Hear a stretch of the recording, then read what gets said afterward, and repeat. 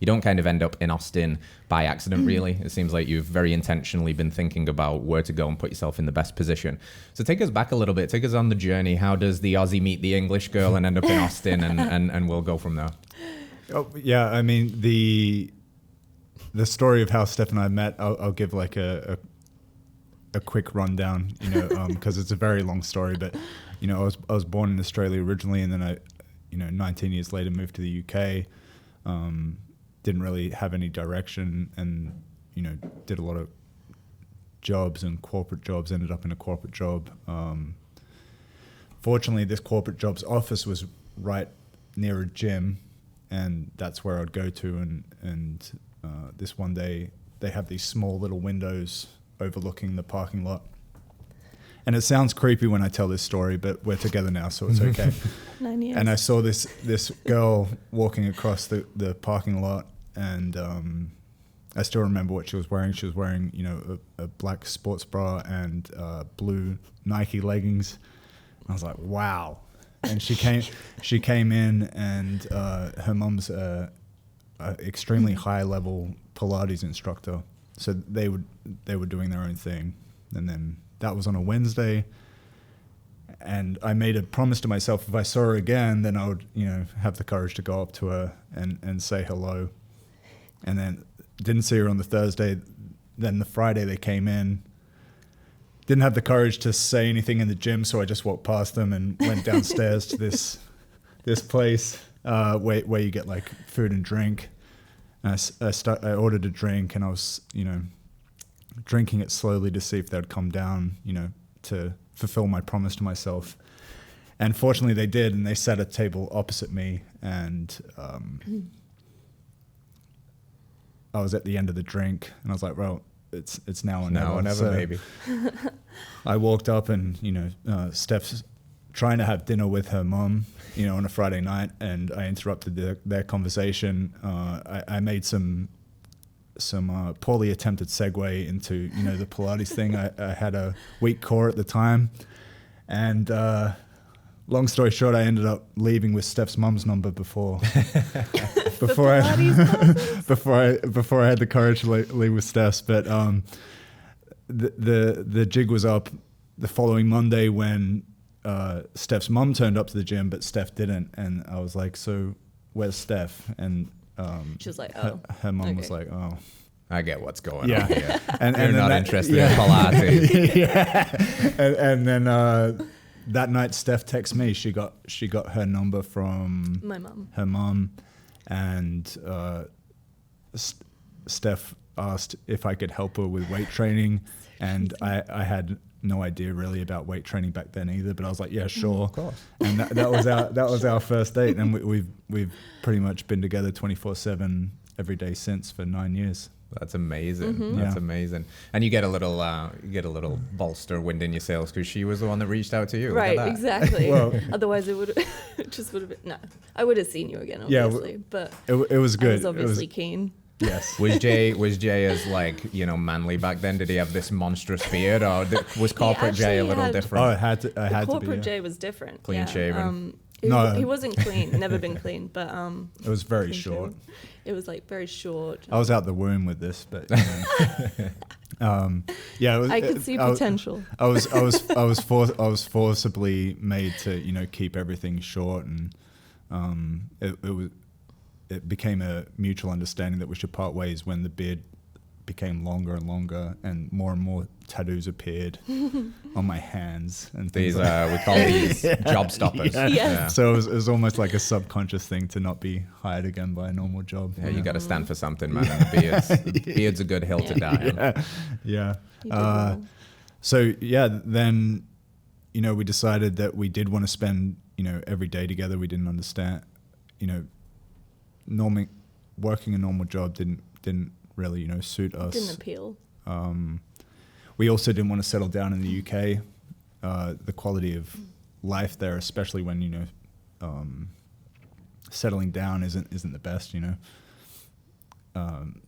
financially wise and, you know, weather wise and everything like that. So we decided to move to Australia, in a place called the Sunshine Coast, which is one of the most beautiful places in Australia. Like, everything you can think about as being stereotypical Australian, like seeing kangaroos hop down the street, seeing koalas in the trees when you're walking through the national park, humpback whales breaching in the water. That all happens there, you know. And it is one of the most beautiful places on earth. And we moved there originally to settle down, and you know, we actually got a loan to leave the UK, which at the time was, I think Steph got like a £7,000 loan. I don't think it was that much. I think it was less. Maybe 5.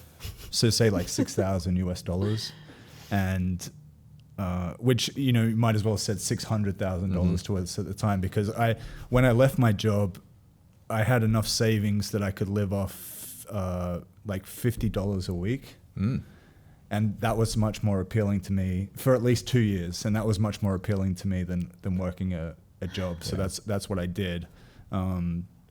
So I didn't have anything left by the time we went to Australia. You could come to my house. Yeah, I just get food from Steph's house. And so we moved to Australia on this loan. And it was literally like, you know, $6,000 was like $600,000 to us at the time. So we're like, we'll stop in Thailand, we'll stop in Bali. Oh, yeah. Before we get to Australia, you know, keep everything cool and relaxed. And then by the time we got to Australia, we had absolutely no money left except for one week's rent at this like a hotel accommodation place that was like a long-term hotel accommodation. And fortunately, the person there called Megan it was called Sundance Apartments.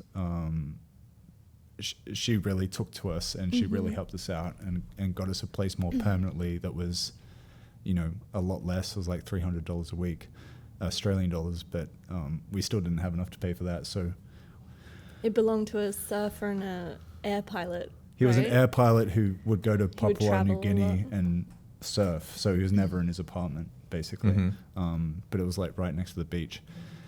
But again, we didn't have enough money to even pay for that, really. So we had to, you know, come to which was like an idea. Which was like just over $300 Australian dollars a week, by the way. So yeah, which is like $200. But and it was like, you know, 500 meters from the beach and everything like that. But so what we did, we tried getting normal jobs again, and it just didn't feel like it was working. This was back in 2018. So I started Ubering, but the Ubering was only paying enough off to pay for the car rental. So what I started to do is I took all the people I would get from the Uber and created my own company, which is a private car hire company, and then moved them over to there. So then I would get all of the income. And Steph started a raw cake business that was sugar-free. Should make these awesome Oreos, raw Oreos, which are called Oreos. They were refined sugar-free, dairy-free, and gluten-free. And she would slave away in the kitchen for like 6 hours and should make like $50 for like 6. And that was like the starting point of us like getting into the entrepreneurial mindset. So even though we were earning, you know, not very much, it was still, we were doing our own thing. And then we quickly realized that we really wanted to pursue, you know, our passion, which was, you know, athletic performance. And at the time, it wasn't so heavily intertwined with ground-based locomotion. It was just unconventional training in general, like kettlebells and things like that. So we started to develop the concept of what turned out to be Phase 6, which we launched in June 7th of 2018. And we wanted always to be known.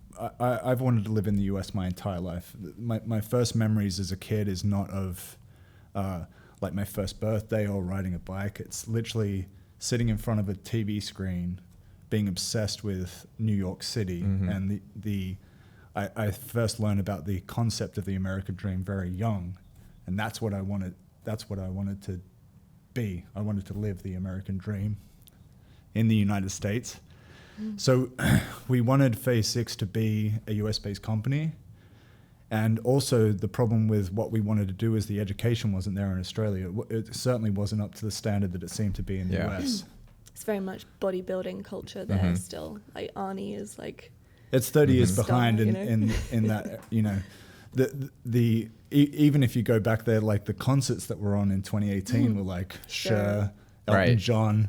They're getting like the Yeah, leftovers. it's like you don't even know what year it is in there. You know, sometimes they're very advanced in some things, particularly like you know, medical health, but in other aspects, it's very much behind, including the training. So we knew in order for us for Phase 6 to be what we wanted it to be, we knew that we needed to get to the US. So we had some money that we weren't allowed to touch because we originally intended it to be for a deposit in a house in Australia. So once we launched Phase 6 and we knew that we wanted Phase 6 to be a US brand, we invested everything that we had, which was around $35,000 US, into a 3-month trip around the United States. With a videographer. Take a videographer with us, document the entire trip, and go to LA, Austin, and New York to not only meet everyone who inspired us along the way, but also document the entire trip and create enough content for at least a year and a half so then we could figure out the visa process and things like that. We ended up completely getting the budget wrong, and we left New York City after the 3-month ESTA visa expired, just the day before the visa expired, with $1 in our pocket. Nice. We even had to borrow money to job. fly out because we had nothing left, and we literally have that dollar bill. That's still. cool. It's Yeah, got a big tear in it now. you know, and the United States was the first place that we truly felt like we belonged. You know, we've been all over the world, and it just felt so right to be here. So the next stage was trying to figure out how to get here permanently. So we went back to the UK at the end of November. By January, we were back in the US for another 3 months. Back in New York, Austin, and we went to LA as well again. But mostly stayed around Austin, you know. That was like the unconventional capital at the time.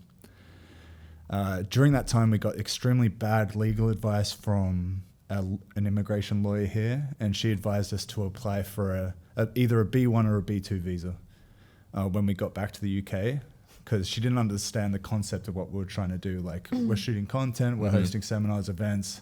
As far as her knowledge went, like that would be the best one to get us back here quickly. You know, you get like 6 months.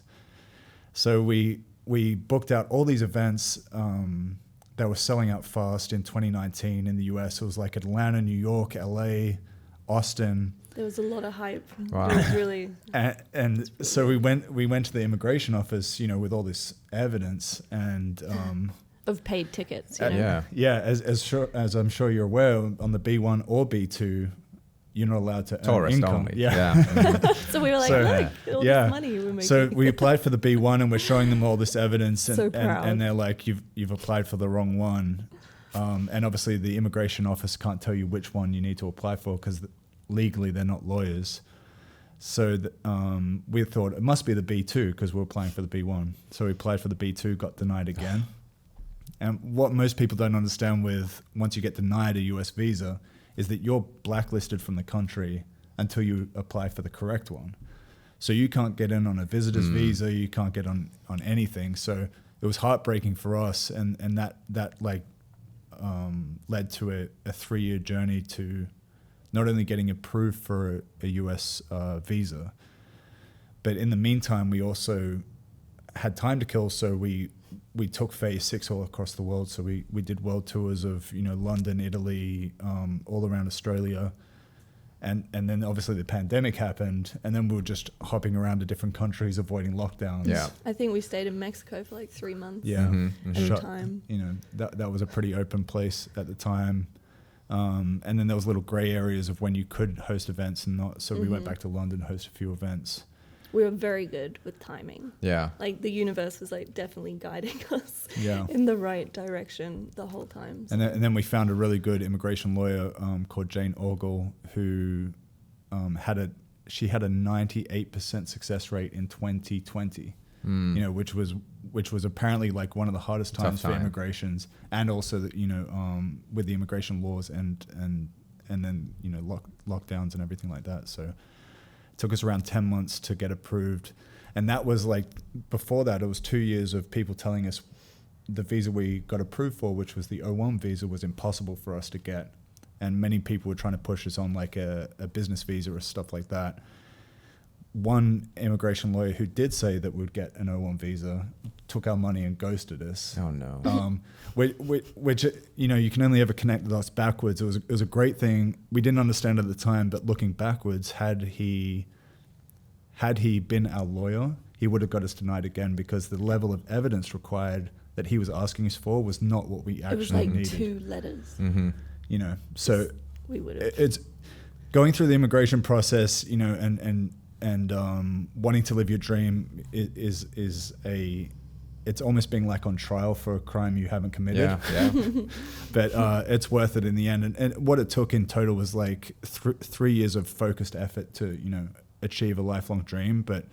And which 3 years is a long time when you're in it, but the payoff is huge. So, you know, we were fortunate in the fact that we did have this time, because we really planned everything out. You know, we planned the dojo that we opened, you know, last year.